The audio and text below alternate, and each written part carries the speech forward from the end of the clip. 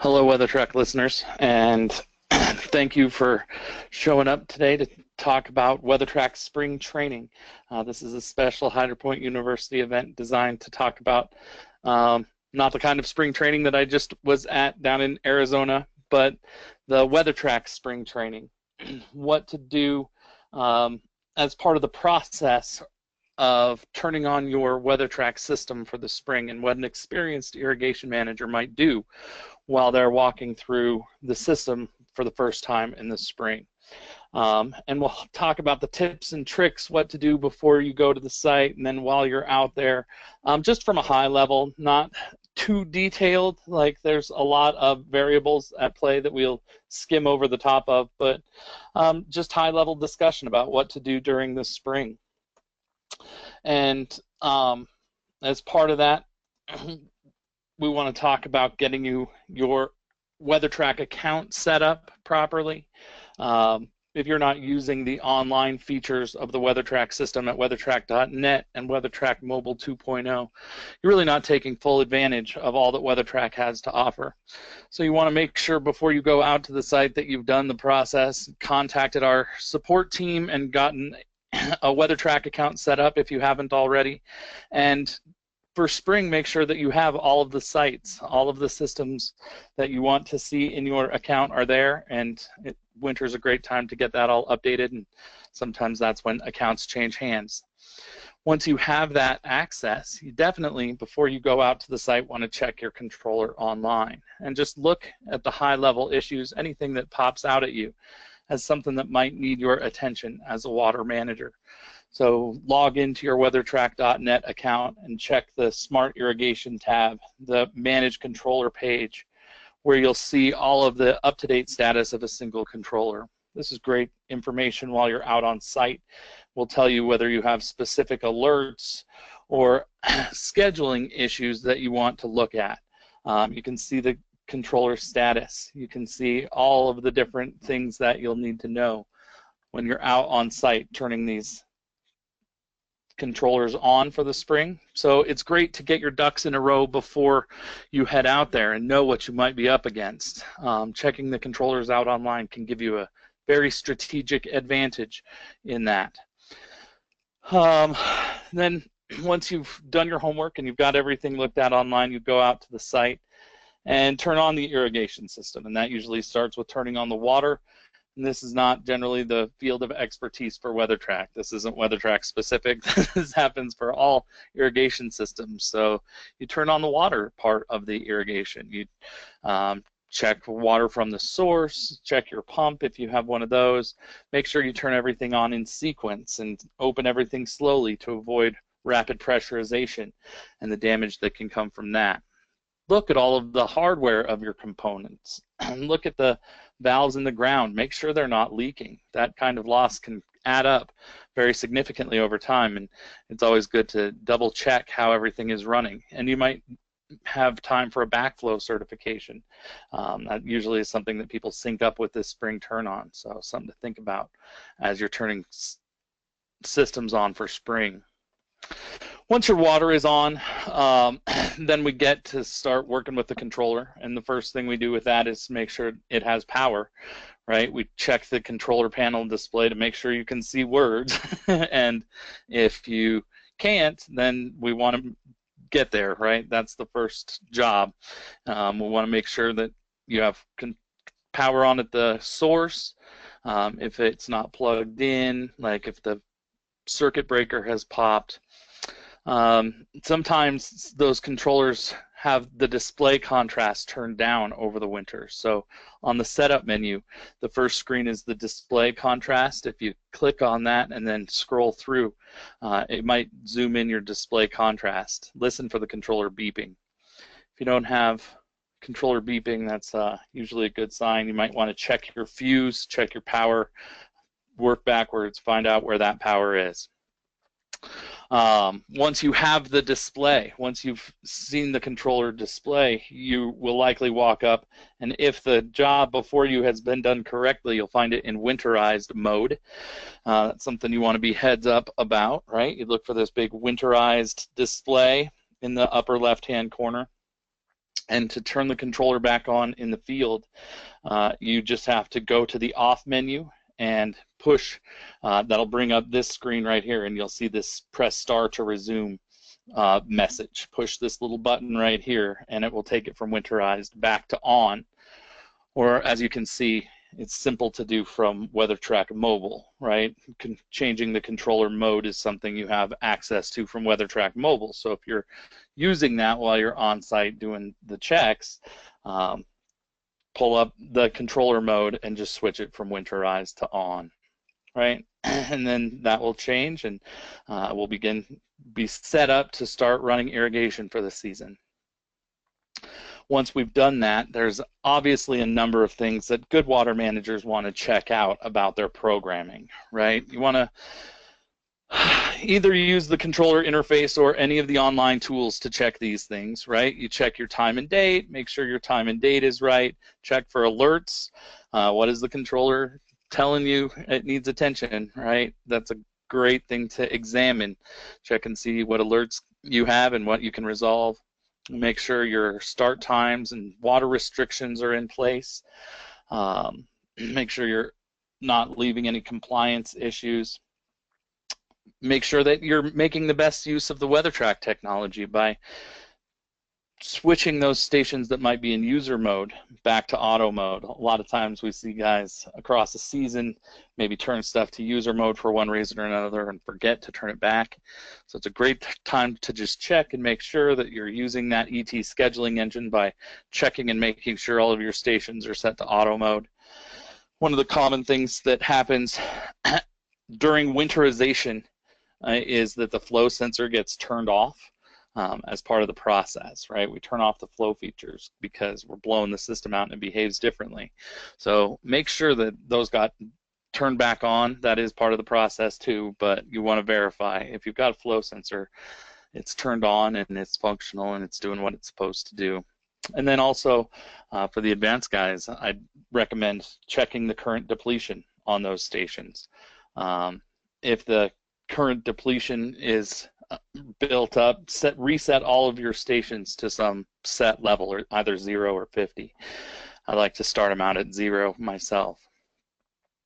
So that's kind of the things that I keep in mind a lot there, but good stuff to start with if you're checking the WeatherTRAK programming.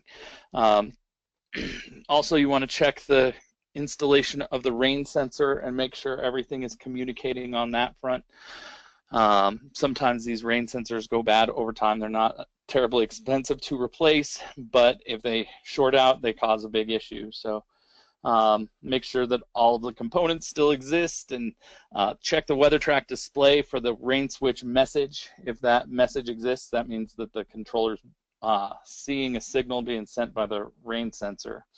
So you want to troubleshoot that until we get the rain sensor working properly, test the connection, make sure that if you go out into the field and push the little button on top of the rain sensor and send a signal, it will interrupt. It will get to the controller and do what it's supposed to do. Check the batteries and stuff like that, because you want to ensure that if you have those devices, they're being used in the proper way. I also always recommend checking the firmware and making sure you're current on whatever firmware the controller is operating. That just means you're getting the most up-to-date features. So if you have one of our older model Pro 2 controllers, you can get a controller software updater from our team at customer service and update the firmware. The current firmware and final firmware for Pro 2 is going to be called 6.8.0. So make sure you're running 6.8 on your Pro 2 controllers. The current firmware of the Pro 3 and LC controllers is 7.6.5, and that continues to grow and expand and offer all new fun features on the water management front. Remember, we need a thumb drive updater, not a CSU, to get those current. Plug that into the back of the faceplate to update the firmware on those. So that's all I got for checking out the controller. Once you've checked out the controller, you want to check out the irrigation system too. Start turning stuff on and off in the field, and for that, definitely check out WeatherTRAK Mobile. 2.0, make sure that you've got the most up-to-date app on your phone, and use your smart device like a remote control. Check the stations, check the alerts, run stations manually, any of the functions that you might be out there investigating. Common tools that the irrigation manager uses to do his job out in the field, like manual irrigation, checking alerts, adjusting station run times. So lots of great tools right in your pocket here. While you're running through the system manually, you want to check each station for any inefficiency that happens in that system. That can be a lot. This is where irrigation guys make their money, because we'll always find broken heads and broken lines and heads that need to be straightened or have sunk in the ground. If we find those things, we want to update the system. We want to repair the system so it's delivering water efficiently, and then test it against the system settings. Once we've made all those repairs, are we using less water? So can we change the assigned station flow value? We want to think about relearning flow on stations that are running at their most efficient. Once you fixed something up, make sure you document that as the best condition that system will be in by relearning the flow.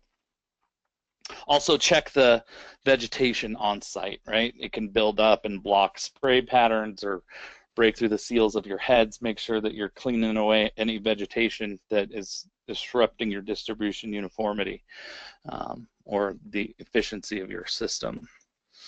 Some of the things that advanced users might do. This is if you get really, really nerdy with me on the WeatherTRAK controller. Year by year, your landscape grows, and so you got to show the program that it's growing, and that changes root zones and exposure and things like that. Little trees make more shade than big trees, and so if there's changes on your site, a good user will go through and be able to identify that those settings need to be updated, as well as any physical changes. If you've changed heads or nozzles or anything like that, you want to make sure that those are reflected in the program as well. A couple of annual things. Remember that the two things we want to make sure we protect the controller from is water damage and bug damage. Those are two things that we see the most common in our non-warranty replacement parts pile, right? The ones that have been zapped by bugs or had water sprayed into the cabinet. So don't do that. Make sure that the irrigation system is keeping the cabinet dry, and we're doing everything we can to keep those components dry. Also, keep the ants and slugs and lizards off of the backs of these boards by spreading some diatomaceous earth around the bottom of the enclosure. And protecting, everybody has a different rule of how they keep the pests out, but if you're not doing something, you're not doing enough. So make sure you're spreading the anti-bug stuff and cleaning out any trash and cobwebs and any nastiness in your controller, and just prolong the life of that controller by keeping it nice. So that's really what we talk about when we go out. We walk through getting the account set up, and then process of turning the water on and checking out the settings on the controller, checking for alerts, and then getting everything tuned up and tuned in using all of the WeatherTRAK tools to efficiently work your way around the system. So I think that's a pretty comprehensive look at how I would be managing a system to turn it on for spring. If I wanted to learn more as a savvy user, I would know that there are a lot of resources to learn more with WeatherTRAK. There's the HydroPoint University trainings, where we offer a variety of trainings on many of these topics specifically. So if you want to drill down and look at those things, we can do that. We also have some great online documentation that you can download. So lots of product guides and manuals and support resources that you can download and read.